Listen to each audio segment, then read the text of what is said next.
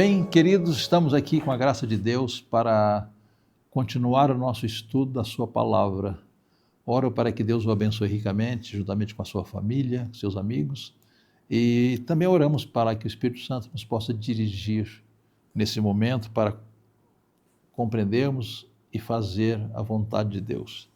Bem, nós estudamos há pouco sobre Nicodemos, se lembram?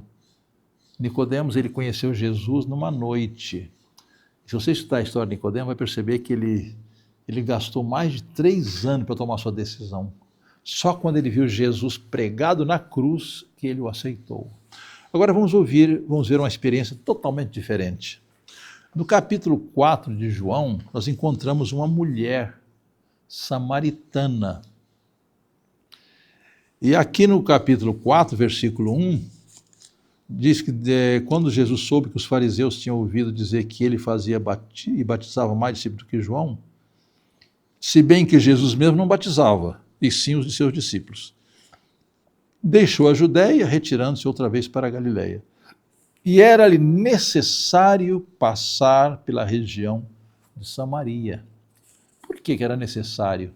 Queridos, eu fiquei muito admirado quando eu li que Jesus, ele não fazia planos para si mesmo. O plano era feito pelo Espírito Santo. Cada manhã, Jesus era batizado pelo Espírito Santo. E aqui diz que era necessário passar em Samaria. Por quê? O Espírito Santo, ele tinha planejado Jesus ir ao poço de Sicar, em Samaria, e planejou para que aquela mulher fosse ao poço de Samaria no mesmo horário. Interessante que aquela mulher, ela foi buscar água no poço. Aqui no verso 6 diz que era meio-dia. Bem interessante, meio-dia não é horário de buscar água. Por quê? Era o horário mais quente. Geralmente, eu visitei alguns países da Europa Oriental. Eu visitei a Ucrânia, a Rússia, a Romênia, a Moldávia. Nesses lugares eu achei interessante, um costume muito interessante. As pessoas, elas preparam um poço do lado de fora da casa. Um poço bem feito, com pedras. E ali tem balde, tem corda, tem um aparelho para buscar água no poço, e tem caneca. Eu achei muito interessante isso. Mas eu observei também que as pessoas geralmente buscam água bem cedo de manhã ou bem tarde, quando já está o sol quase posto, que é mais fresco. Mas essa mulher aqui, ela foi buscar água ao meio-dia.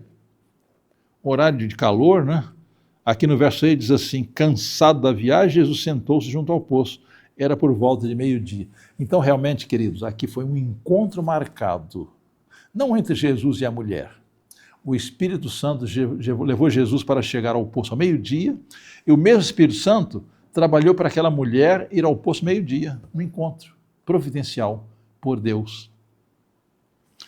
Bem, aqui no versículo 5 diz assim: assim Jesus chegou a uma cidade samaritana, chamada Sicar, perto das terras que Jacó tinha dado a seu filho José. Ali ficava o poço de Jacó. Bem, preciso falar um pouquinho sobre o problema entre os judeus e os samaritanos. São dois povos diferentes, embora tenham parcialmente a mesma origem, porque os samaritanos eram resultado de uma mistura de judeus com outras nações. E quando Neemias ele foi restaurar Jerusalém, os samaritanos se ofereceram para ajudar a construção do templo, e Neemias recusou, para não misturar, para que pessoas que não fossem do povo de Deus não participassem daquele trabalho. Deus sabe as razões, né? Então, o que aconteceu? Judeus e samaritanos se odiavam, eram inimigos mortais. O samaritano e o judeu não conversavam, não ajudavam um ao outro, pelo contrário. A única coisa que eles podiam fazer era negócio, comprar e vender, sim, porque os dois gostam de dinheiro, né? Bem, aí essa mulher chegou ao poço e Jesus lhe disse: dá-me um pouco de água. Irmão, se Jesus oferecesse água para aquela mulher, ela não aceitaria. Mas ele pediu.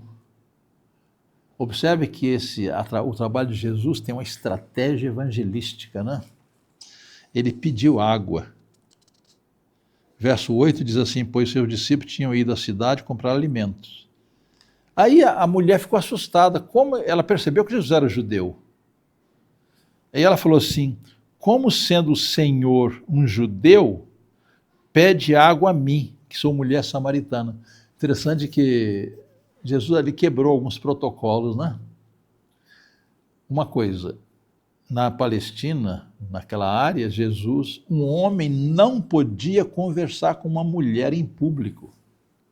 Mas Jesus se dirigiu a ela.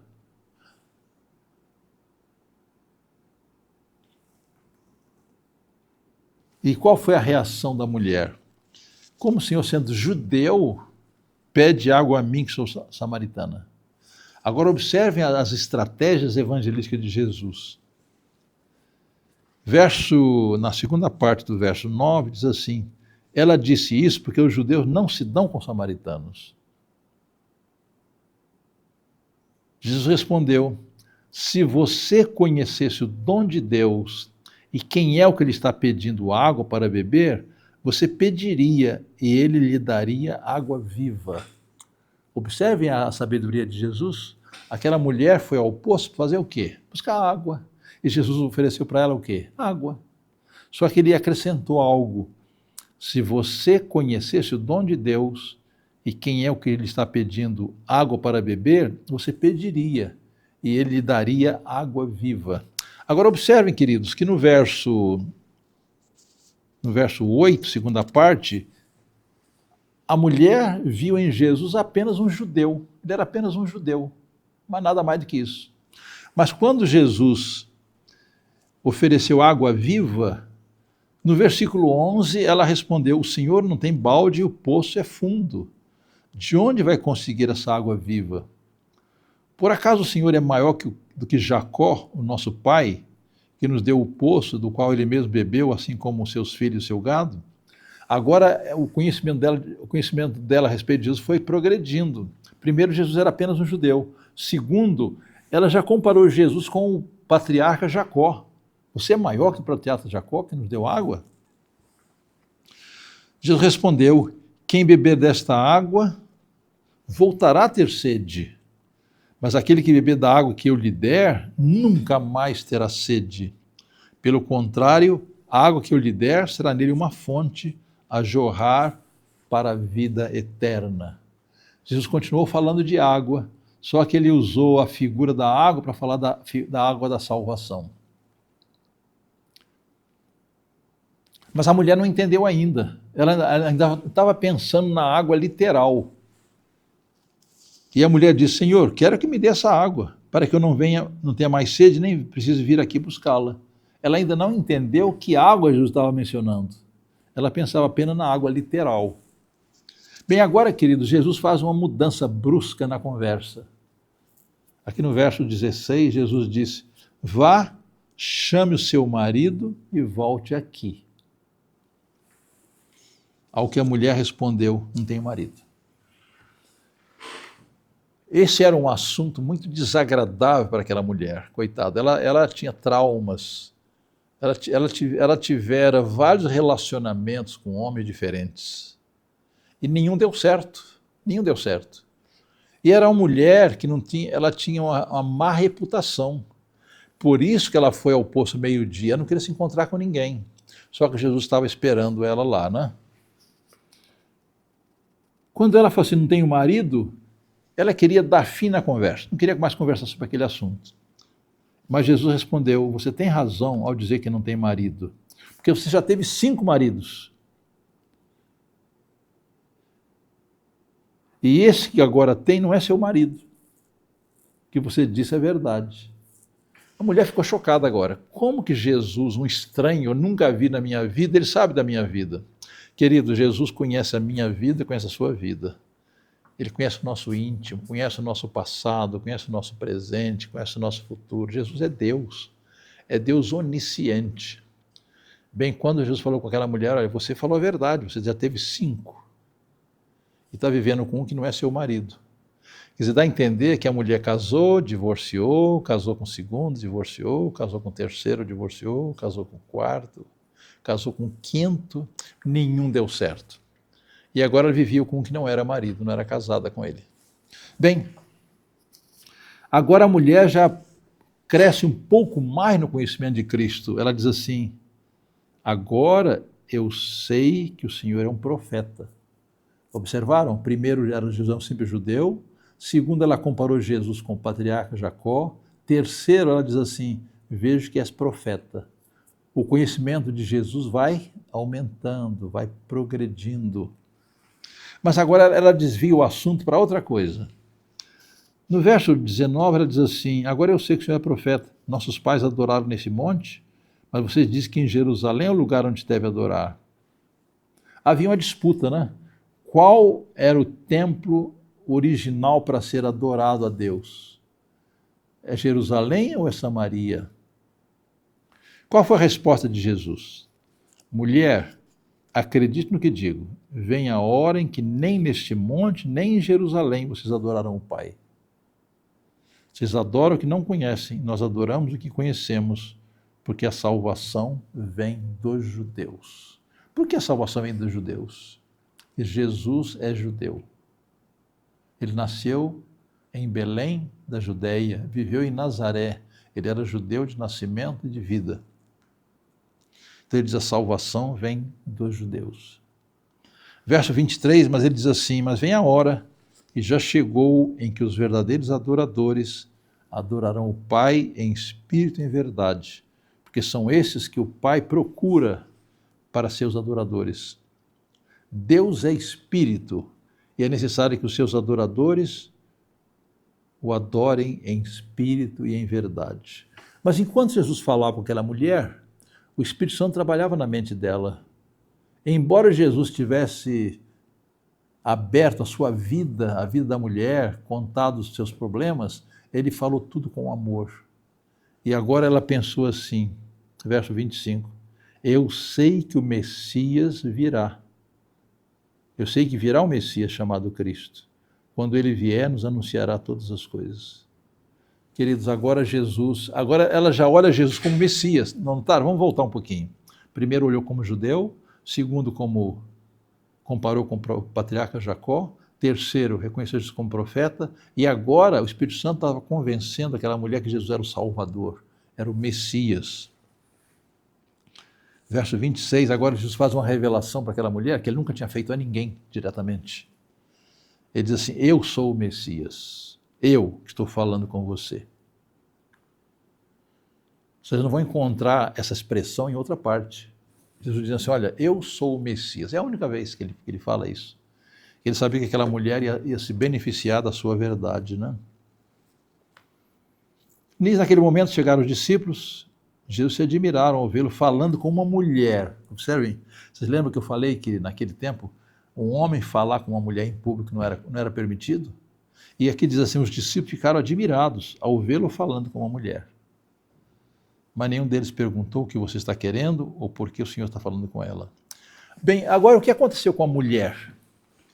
No verso 28 diz assim, quanto a mulher deixou o seu cântaro e foi à cidade e disse ao povo. Irmãos, ela ficou tão feliz com aquele encontro com Jesus, que ela esqueceu para que ela veio ao poço. Esqueceu da água, esqueceu do cântaro, esqueceu de dar água para Jesus também, e foi ao povo. Interessante que quando aquela mulher chegou ao poço, era uma mulher cheia de traumas, cheia de complexos de inferioridade, temia o povo, vivia isolada, não queria conversar com ninguém. Mas depois de receber a Jesus como seu Salvador, o que ela fez?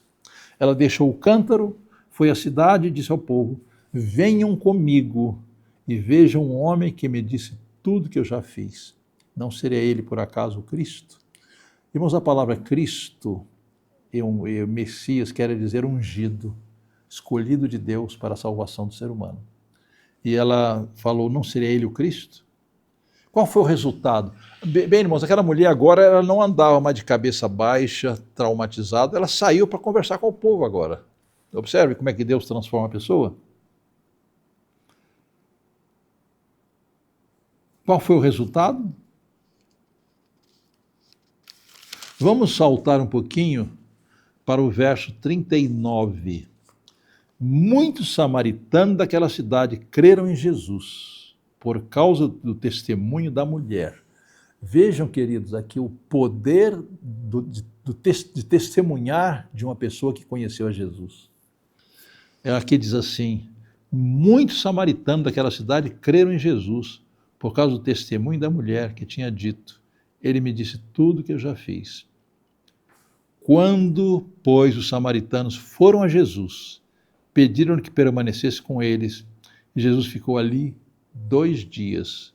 Muitos outros creram nele, por causa da palavra de Jesus.